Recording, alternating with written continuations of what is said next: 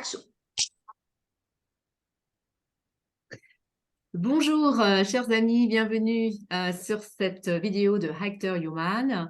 Aujourd'hui, nous avons le plaisir de recevoir Alexis Nollet et de pouvoir échanger avec lui au travers des bienfaits de l'intelligence intuitive au service de l'entreprise.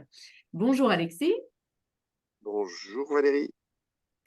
Merci d'avoir répondu à notre invitation. Eh bien, pour commencer, moi, ce que je vous propose, c'est de présenter votre entreprise. D'accord. Donc, je vous parle de Bourgogne. Ulteria, c'est un groupement d'entreprises, un écosystème plutôt rural autour de deux activités, la menuiserie industrielle et l'agencement d'espaces de vente ou d'espaces tertiaires avec une forte connotation écologique en utilisant uniquement des matériaux biosourcés et une autre partie d'activité qui est la vente en vrac, le zéro déchet, le grand défi du zéro déchet. Et autour de ces activités industrielles, s'est greffé au fur et à mesure de notre histoire un centre de formation, une école, une ferme, enfin une chèvrerie, voilà, tout un ensemble de projets pour essayer de proposer une alternative qui remet non pas uniquement l'économie au cœur de l'entreprise, mais l'économie, le social et l'environnement, essayer de mêler tout ça pour proposer un modèle, une organisation durable et qui nous paraît assez juste compte tenu des problématiques de limites planétaires que chacun connaît Mhm. et également avec l'envie de mettre l'homme au centre de tout ça. Mhm. Très bien. Voilà, voilà. Bien, ça rejoint déjà notre devise, Ouais. de remettre le cœur, l'humain au cœur son cœur, au C'est centre, et l'humain au cœur de l'entreprise également. Très bien. Donc, comme vous disiez, on voulait vous parler d'échanger avec vous sur le terme de l'intelligence intuitive. Est-ce que c'est un terme que vous utilisez au sein de votre entreprise, auprès de vos collaborateurs, ou utilisez-vous un autre terme plus familier pour regrouper autour de... Non, alors pas du tout. On n'utilise pas du tout. Je ne me rappelle pas avoir même échangé, je crois, avec des collaborateurs sur ce thème d'intelligence intuitive. Après, peut-être le terme différentes formes d'intelligence un petit peu, mais nous, plus simplement, on essaie, au fur et à mesure de notre parcours d'entrepreneur, on a appris à s'adresser à la tête, qui est très, très mise en valeur, hein, la tête, mais aussi au cœur et aux tripes. Voilà, donc essayer de toucher les trois endroits et qu'il y a des signaux qui peuvent être envoyés non pas uniquement par la rationnelle, mais aussi par les émotions, le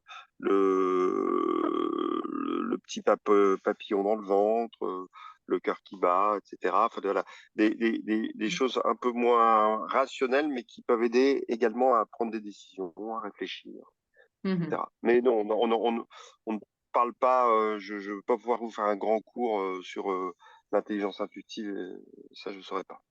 Mhm. Voilà. Effectivement, ouais, on a fait dernièrement un sondage sur LinkedIn et ça correspond effectivement à ce que vous venez de nous dire. C'est vrai que souvent l'intelligence intuitive est méconnue. Ce qui est plus connu, et c'est ce qu'on veut mettre aussi en avant, nous, c'est justement ce ressenti, ce qu'on ressent à l'intérieur du cœur au travers de nos émotions. Et, euh, et justement, je pense que Marie-Isabelle t'allait poser cette question au niveau recrutement également, parce que c'est quand même une grande difficulté aujourd'hui au niveau des entreprises, en plus du mal-être. Je te laisse prendre la suite si tu veux. Oui, ben comment aujourd'hui vous recrutez, comment vous arrivez à trouver cette sensibilité, comment les personnes qui viennent à vous, qu'est-ce que vous mettez en avant pour Alors, euh, les attirer? ouais. Alors pour le recrutement, enfin moi, derrière votre question, j'entends quelque chose et peut-être que je me trompe, mais moi ce que pense, c'est que l'intelligence intuitive, les gens très empathiques, etc., les gens qui ont du cœur, ceux qui sentent les choses, ceux qui arrivent, moi j'en fais partie, moi, ceux qui arrivent dans une pièce et qui, un peu comme une pellicule photographique, impriment quasi immédiatement, lui il est un petit peu triste, elle est agacée, Ouais. la réunion là, je sais pas, c'est pas en vérité, etc. Ouais. Voilà, c'est quelque chose, on est avec, hein. On est avec. Voilà, c'est bien. C'était assez peu reconnu, ça l'est de plus en plus. Le travers que je vois et là-dedans, c'est que cette intelligence intuitive, elle est importante, etc. Mais au même titre que l'intelligence rationnelle. Voilà, nous, ce qu'on cherche à avoir, c'est enfin, d'utiliser les talents des gens et on essaie plutôt d'avoir une diversité de parcours. Et moi, à un moment, je pensais que les animaux à sang froid, les gens très rationnels, je caricature un petit peu, mais Mm. le polytechnicien, l'HEC, celui qui a fait une prépa, où on est très, très, très poussé dans cette intelligence mathématique.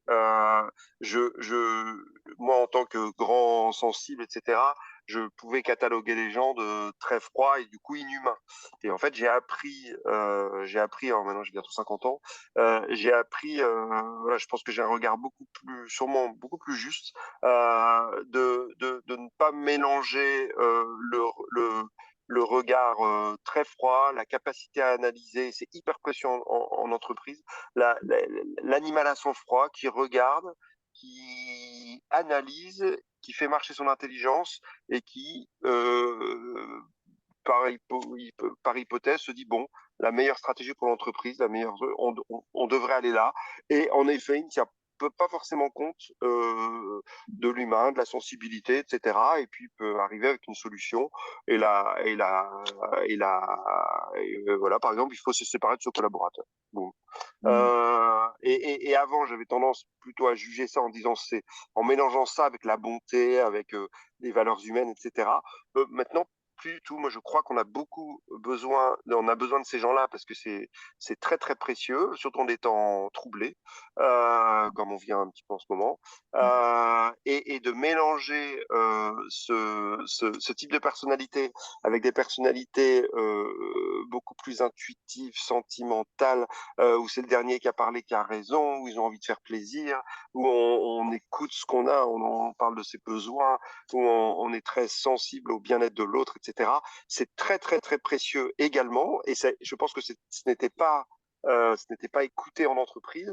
Maintenant, ça l'est beaucoup plus, avec un petit travers qui pourrait à un moment, ça soit peut-être même survalorisé. Parce que moi, je crois beaucoup, beaucoup à la Mm. pondération des deux et qu'il y a sûrement un équilibre assez intelligent à écouter les deux types de personnalités et à essayer de réfléchir avec cet ensemble de paramètres et non pas en disant c'est uniquement le logico-mathématique qui l'emporte ou c'est uniquement l'intuition, le cœur, les tripes qui l'emportent. Mm. Voilà un peu mon parcours Ouais. là-dedans, voilà où Ouais. j'en suis. Ouais, oui, je pense qu'on est tout à fait d'accord avec vous. On a vraiment besoin des deux pour passer à l'action, besoin d'écouter nos ressentis, mais également de passer à l'action. On a besoin aussi De de se notre, sentir écouté aussi. ouais, de se sentir écouté et d'avoir besoin aussi de ce mental hein, pour pouvoir passer à l'action. Et je pense que le juste milieu, c'est d'être dans l'harmonie. Hein. C'est surtout ça, là, vraiment, la bonne voie, quoi. Complètement. Mm. Complètement, complètement. Mm. Alors nous, vous me parliez, pour revenir à votre question, parce que j'ai pas répondu là tout à l'heure, Mm. sur les recrutements, Mm. nous, nos recrutements, on constitue un comité de recrutement et justement dans ce comité, on essaie d'avoir des gens qui sont très centrés sur les compétences. Il y en a limite qui vont faire des tests ou mettre en situation. On laisse chacun libre de recevoir le candidat comme il veut. On reçoit le candidat un par un. On fait pas de recrutement à plusieurs avec un candidat parce qu'en fait c'est toujours la personne extravertie, la plus extravertie qui prend le lead et du coup on n'a pas le vrai avis de chacun. Donc là on laisse chacun faire l'entretien comme il le veut avec un mélange de personnes très empathiques qui vont qui souvent sont centrés sur est-ce que c'est une personne sympa, quoi. Sympa, qui est dans les valeurs, etc. Puis on en a d'autres qui seront plus sur est-ce qu'il a les compétences, est-ce que son CV, il n'y a pas de trou, ah là là, ça c'est louche. Là, je vais appeler son truc parce que je vais appeler son ancien patron pour vérifier ça, etc. Et là encore, avec cette façon différente de regarder un candidat, et ben on peut avoir quelque chose de plurifacette parce que moi je ne crois pas du tout au candidat idéal. De plus en plus, je m'aperçois que j'aime beaucoup le concept d'ombre et lumière. Il y a des gens qui sont qui sont vraiment clinquants, qui sont peut-être très doués, très beaux, très sportifs, très joviales, qui font rire, qui ont beaucoup d'esprit, etc. Et c'est des gens pleins de lumière. Et voilà, bah, souvent beaucoup de lumière et peut-être que ça se voit moins, mais il y a aussi une grosse part d'ombre. Voilà, donc on est tous ombre et lumière. Il y en a qui sont un peu plus gris, c'est-à-dire une lumière peut-être moins forte, mais du coup aussi une ombre, une part d'ombre qui peut être moins forte également. Donc voilà, il n'y a pas de candidat idéal, mais pouvoir recruter en conscience plutôt. Oui, tout à fait. Ok. Est-ce que vous Après, avez... je voulais rebondir sur ce que vous dites, Alexis, au monde de l'entreprise.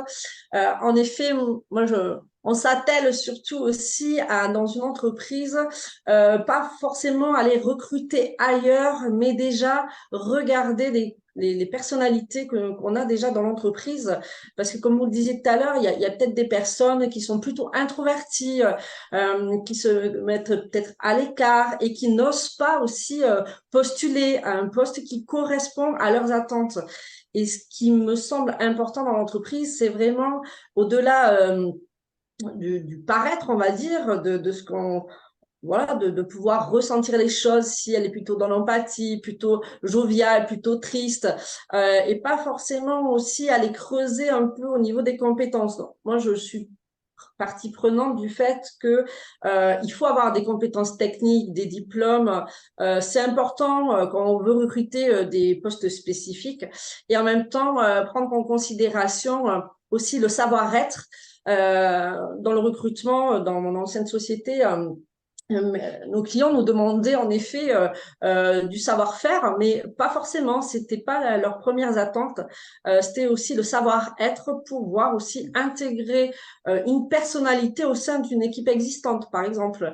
Voilà. Donc déjà, connaître bien les personnalités de chaque collaborateur pour justement pouvoir, si on va chercher un recrutement à l'externe, pouvoir l'intégrer déjà dans l'équipe existante. Et si on arrive à allier les deux, en tout cas, je pense que c'est une bonne solution aussi d'avoir ces deux côtés et le recrutement un peu, comme on disait, un peu collaboratif, c'est aussi essentiel. Complètement, complètement. Nous, c'est vrai on passe pas mal de temps justement à ce que chacun, déjà ce que chacun ait conscience de ses talents et peut-être de ses pistes de pro également, et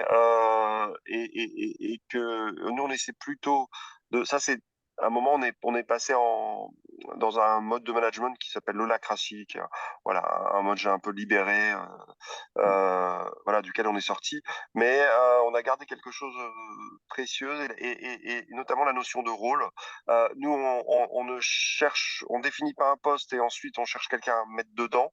Évidemment, bah, au départ on commence comme ça, hein, mais on est tout à fait prêt à modifier le poste pour, enfin les attendus du poste en fonction de la personnalité et des talents. On essaie plutôt de se centrer sur chaque homme ou femme et de voir qui ils sont, qu'est-ce qu'ils peuvent apporter et dans quoi ils seront très à l'aise et de proposer un poste où justement ils pourront exprimer leur plein potentiel plutôt que d'avoir une fiche de poste très très très serrée et à chercher c'est ça. C'est quand même très difficile. De temps en temps, on y arrive, mais c'est quand même pas facile à trouver. Donc, et on peut tordre un petit peu des personnalités qui du coup sont tout le temps en tension et prennent moins le plaisir, du coup sont moins bons, etc. Donc l'entreprise a peu à y gagner finalement à faire ça. Je pense beaucoup plus, indépendamment du comment dire, du point de vue philosophie où j'ai envie que mes collaborateurs soient épanouis. Il y a aussi l'aspect un petit peu, je dirais presque rentabilité. Mm. La personne va mieux s'y retrouver, mais également l'entreprise. C'est souvent le cas Ouais. d'ailleurs, hein. Quand on fait les choses de manière juste, Mm. c'est que tout le monde s'y retrouve. Oui. Mm, mm. Et puis chacun déploie ensuite son véritable potentiel. Je pense que quand Tout à on, fait. hein, Tout à ça fait. va Quand on également. est à l'écoute de chaque individualité a son potentiel et vous le mettez bien en avant. Donc, bravo pour Tout à ça. fait. Tout à C'est fait. super. Ouais, Parce que... ouais, ouais. et du Alors, coup, pardon, allez-y, je vous en prie, Alexis. ouais, j'ai quand même, alors, là aussi, avec le temps passé, l'expérience, etc., et aussi avec l'école Montessori qu'on a montée, Mm. où on est beaucoup centré sur les besoins des enfants. En entreprise, en tout cas dans le milieu, nous, on est plutôt dans le milieu de l'impact, etc., les bicorps. Et du coup, les chefs d'entreprise, on a plutôt tous envie que nos collaborateurs s'y retrouvent. Je vois quand même un espèce de travers, ou je sais pas, quelque chose à réapprendre, qui est aussi, il y a des périodes où il faut savoir se frustrer, quoi. Il y a des périodes où, pour le bien de l'entreprise, eh ben oui, on n'est pas dans son talent, oui, on travaille plus que ce qu'on aimerait, oui, on doit travailler avec telle personne et on s'entend pas trop avec elle, mais il y a un, il y a un mouvement et c'est souvent ça, il y a un mouvement de balancier là, c'est ce que vous faites, hein, si j'ai bien compris chez Act for Human, de remettre l'humain au centre. Et quelquefois, je vois que ça peut être confondu avec quand même un manque de pragmatisme où on a quand même la réalité économique au cœur de l'entreprise et de temps en temps, voilà, moi je fais attention et notamment nous dans les entretiens de recrutement, les gens viennent chez Ulteria, alors on a une empreinte numérique qui est assez positive et du coup ils vont voir les YouTube, les machins et on leur dit toujours attention, chez nous on n'est pas dans le monde des bisounours, il y a voilà, on fait notre maximum mais il y a des moments où c'est dur, on travaille beaucoup, il y a des engueulades, voilà, je voudrais dire ça, voilà, moi j'aime bien être en vérité et voilà, c'est pas magique non plus. Non, bien sûr, ouais. Mm. Mm. Ouais, ouais. C'est vrai que j'aime bien ce terme, effectivement aussi, on aime bien le reprendre.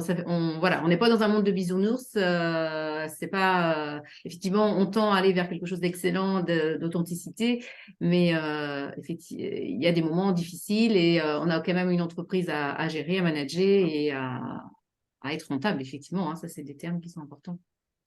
Mm. Comment vous fidélisez vos salariés?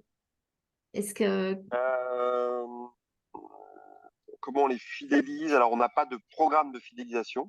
Euh, Est-ce que vous Nous, on avez est en les signaux sont plutôt ouverts chez vous, niveau turnover? Comment ça se passe? turnover a été, oui, le turnover est plutôt très bon. Alors, enfin, très bon, je dirais, il y en a peu. C'est Il y a faible. peu de Mm. turnover et en fait, on a arrêté et maintenant, quand il y en a, on le prend comme comme quelque chose de positif parce que du renouveau dans l'entreprise, c'est quand même toujours très bon. Mhm. On n'est pas, voilà, nous, on s'est jamais dit, oulala, tout code d'alerte. Là, vraiment, Mhm. tous les 6 mois, il y a quelqu'un qui part. Ça a plutôt été l'inverse. On a des gens qui sont très, très fidèles. De temps en temps, on a des départs pour des... on prend les choses comme elles viennent. Une bonne organisation, de toute façon, hein, une organisation résiliente, c'est celle qui ne dépend pas d'une ou deux personnes. Et ce qu'on a remarqué aussi, c'est que une personne, même si elle reste qu'un an, quelquefois, elle peut avoir un impact sur le poste qui reste à long terme, quoi. Mhm. Euh, donc voilà, on n'est pas non plus dans un métier, on on fait pas de la programmation. On n'est pas dans un métier très très très très tendu, même si le menuisier c'est pas non plus monnaie courante. Et on est dans on est beaucoup dans des zones de revitalisation rurale, donc des zones plutôt, je dis pas désertiques, mais où il n'y a pas non plus beaucoup d'industrie, donc les gens sont aussi contents d'avoir leur travail, ils sont attachés à l'entreprise. Ouais. Voilà, parce qu'ils aiment bien ils aiment bien là où ils habitent, ils n'ont pas trop envie de déménager souvent. Et du coup, voilà, on est peut-être aussi favorisé là-dessus. C'est bien. Mm. Ok. Bien. Merci pour vous. Fanny, est-ce que tu as une dernière question? Non, mais il me semble important de mettre en avant les sociétés qui réussissent à lier les deux, le savoir-faire et le savoir-être, concilier les deux, prendre voilà les deux axes aussi. Bien sûr, on n'est pas dans un monde de bisounours. Il faut de tout et moi le fait que les personnes partent des entreprises, c'est bien aussi justement. Pour renouveler aussi. Et moi qui fais des bilans de compétences, je vois qu'à tout âge, on peut changer on peut faire des reconversions et on peut affiner en fait nos besoins et nos attentes. Donc, c'est vraiment en lien avec ce que vous faites, Alexis, et bravo parce que vous êtes précurseur dans ce domaine. Écoutez, je vous remercie. Et si vous voulez nous rendre visite, voilà, chez Ulteria en Bourgogne, on a ce qu'on appelle l'Ulteria Tour. C'est une fois par mois. Voilà, tout est sur le site internet, hein. Et vous pouvez venir passer une demi-journée ou une journée à découvrir notre écosystème et aussi également une partie évidemment qui est centrée sur le management. Voilà, n'hésitez pas. Très bien. Bah, avec grand plaisir. Merci pour cette Voilà. invitation et Très bien. merci pour cet échange. Bonne Allez, je vous remercie. continuation. Merci beaucoup. Au revoir. Au revoir. Au revoir.